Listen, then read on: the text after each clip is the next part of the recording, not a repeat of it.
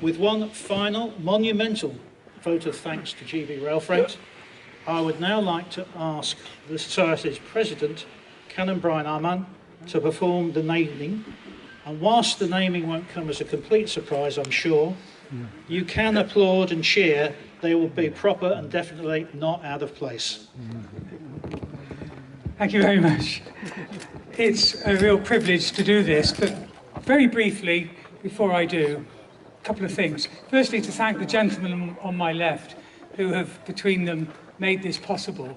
This is a wonderful site. I have to say I visited it several times in the 1960s and 70s. Never with a permit, I seem to remember, but we won't go there. And I first saw this loco as 58018, I think it was, wasn't it? 56018, at Tinsley on delivery in 1976, when I was studying for the ministry at Durham University.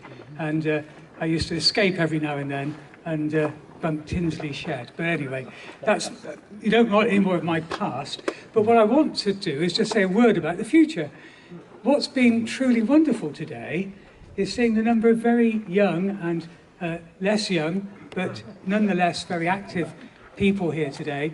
But the younger element is fantastic. I started being a railway enthusiast when I was 3, and I can almost remember the first thing that I ever did, and I've never ever regretted getting into trains, as my mum used to put it.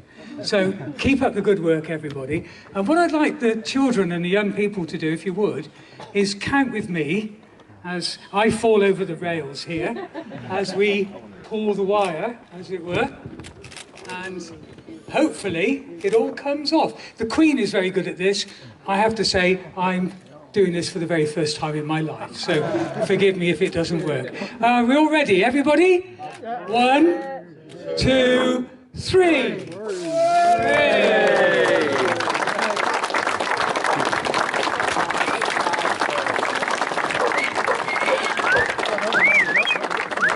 I must say that is a wonderful thing to see, and a great